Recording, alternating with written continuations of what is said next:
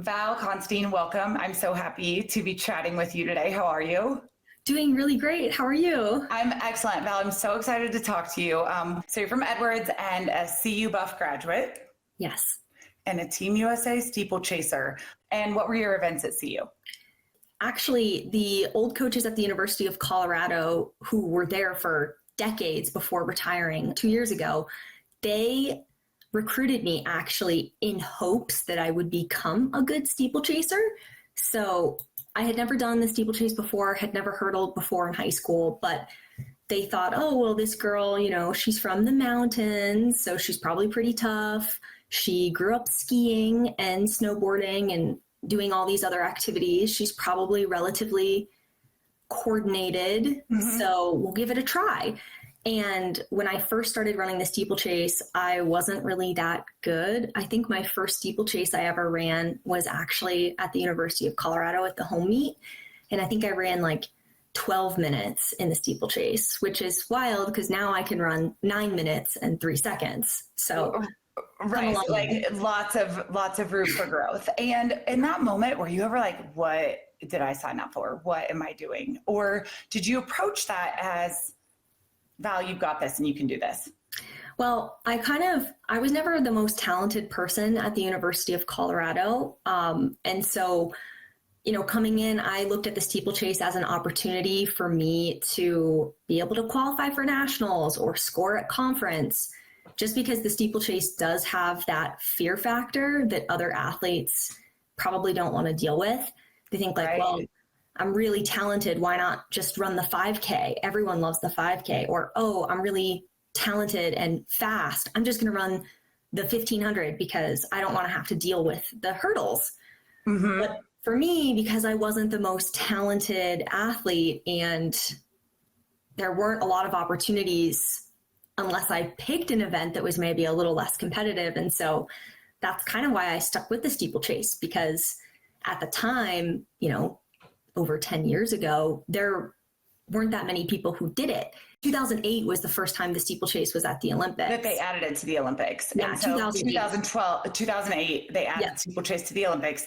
2012 was your first Olympics. No, that was Emma Coburn's first Olympics. That was Emma Coburn's first Olympics. Okay. And Emma Coburn is also a Colorado native. Yeah. And she was on the team. Well, not on the team, but she was training with the coaches at the time that I was there. So you had a great role model. You had a great mentor. Exactly. I'm gonna make an assumption. Yeah. Yeah. No, she is a great role model, great, person in general. And so, to kind of go through the program and to see that and be like, okay, well, if I stick with this, I can probably get better. And the competition wasn't quite as rigorous way back in the day as it is now.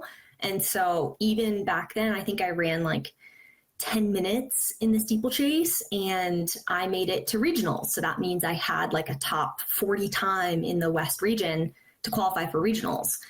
And if I had been running the 5K or the 1500, I don't think I would have qualified for regionals because so many more people do it. And so for me, the steeplechase was always just like a way for me to compete because I wasn't afraid of training for it.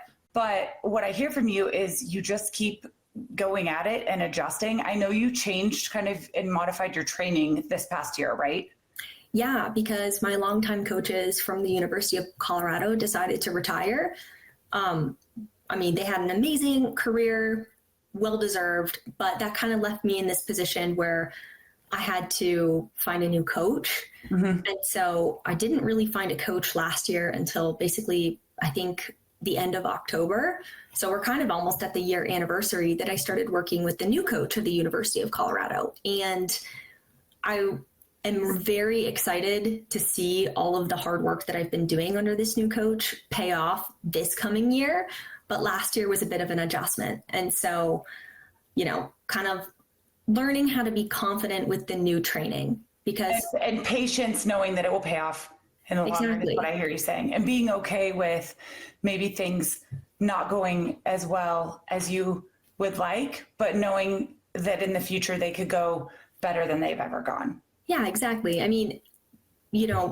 There's a lot of silver linings from this last year. And I think the biggest one is that I managed to stay healthy the entire year. And I'm an athlete that's dealt with a lot of injury. So even just having that consistency in training was a huge win.